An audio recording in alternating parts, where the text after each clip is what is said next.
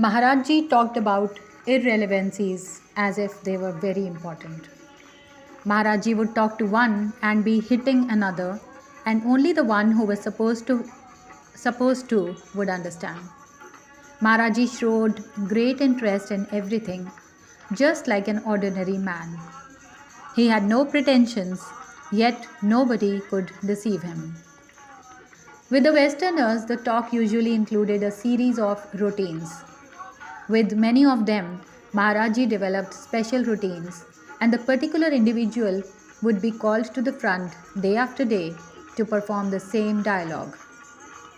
To one young woman, he would ask each day the same questions. What are Indian women like? Why are they good? She would reply each day with the same answer. Because they are devoted to their husbands. To another devotee, he would ask again and again, will you marry? The devotee would always reply, Maharaj Ji, how can I marry? I am so useless. To another, what is your name? Chaitanya Mahaprabhu, which Maharaj Ji would then repeat and cock his head appreciatively. He had trained us well as performing humans. One devotee commented about all this. Maharaj Ji had a zoo and we were all inmates. And then there was Aarti, the ceremony of light. It is a ceremony for honoring the Guru. A flame is waved before the Guru, and it is accompanied by a chant that enunciates the Guru's many qualities. Under the tutelage of K.K. Shah, we had learnt the entire Sanskrit chant and how to perform the ceremony in order to surprise Maharaj Ji. When we finally performed the Aarti, Maharaj Ji was seemingly so delighted that he made us perform it over and over again, even though while we did it, he talked continuously to one or another of those gathered about him. And from that time on, whenever a new group of Indian devotees came to pay their respects, we were trotted out from the rear of the ashram to perform Aarti and thus show how spiritual the Westerners really were. Through these many repetitions, we learned much. Initially, we had wanted to please and impress Maharaj Ji. Later, the prayer became just more rich spiritual materialism.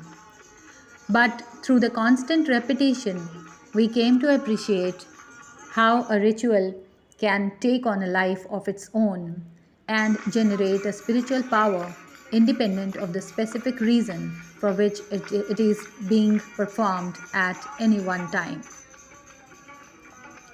महाराज जी अप्रासंगिक बातें ऐसे करते थे जैसे कि वो बहुत महत्वपूर्ण हों। महाराज जी एक से बात करते और दूसरे को मारते, और जिसे समझना चाहिए था वो समझ पाता। महाराज जी ने एक आम आदमी की तरह हर चीज़ में बड़ी दिलचस्पी दिखाई। वो कोई दिखावा नहीं करते थे, फिर भी कोई उन्हें धोखा नहीं दे सकता था। पश्चिमी लोगों के साथ बातचीत में आमतौर पर दिनचर्या की एक श्रृंखला शामिल होती थी।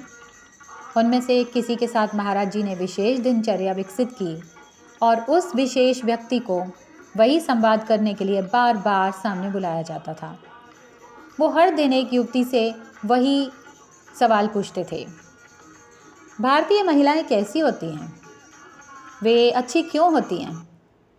वो हर दिन एक ही जवाब देती थी, क्योंकि वो अपने पति को समर्पित हैं। दूसरे भक्त से वो बार बार पूछते, क्या तुम विवाह करोगे? भक्त हमेशा उत्तर देता, महाराज जी, मैं विवाह कैसे कर सकता हूँ, मैं तो बहुत निकम्मा हूँ। किसी तीसरे से पूछते, तुम्हारा नाम क्या है? चैतन्य महाप्रभु, जिसे महाराज जी फिर दोहराते और सराहना करते हुए अपना सिर हिलाते। उन्होंने हमें अच्छी तरह से प्रशिक्षित किया हुआ था। इस सब के बारे में एक भक्त ने टिप्पणी की, महाराज जी का तो चिड़ियाघर था और हम सभी उसमें कैदी थे। इसके बाद आरती हुई और ये गुरु के सम्मान के लिए एक समारोह होता है। गुरु के सामने एक जोत जलाई जाती है और इसके साथ एक मंत्र भी होता है जो गुरु के कई गुणों को, उनके सब गुणों को बताता है। के शाह के संरक्षण में हमने महाराज जी को सरप्राइज़ करने के लिए पूरे संस्कृत मंत्र और समारोह को कैसे करना है ये सब सीखा था। जब हमने अंत में आरती की तो महाराज जी इतने प्रसन्न हुए कि उन्होंने हमें बार बार इसे करने को कहा, भले ही इस दौरान वो किसी न किसी से लगातार बात कर रहे थे। और उस समय से जब भी भारतीय भक्तों का एक नया समूह दर्शन के लिए आता तो हमें बुला लिया जाता आरती करने के लिए, और इस तरह दिखाया जाता था कि पश्चिमी लोग वास्तव में कितने आध्यात्मिक थे।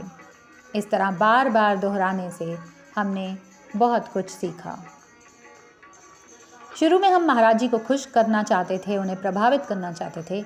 बाद में ये प्रार्थना मात्र आध्यात्मिक भौतिकवाद बन गई। लेकिन उस निरंतर पुनरावृत्ति के माध्यम से हम इस बात की सराहना करते हैं कि कैसे एक अनुष्ठान अपने आप में एक आध्यात्मिक शक्ति उत्पन्न कर सकता है जो उस विशिष्ट कारण से स्वतंत्र है जिसके लिए इसे किसी एक समय में किया जा रहा है।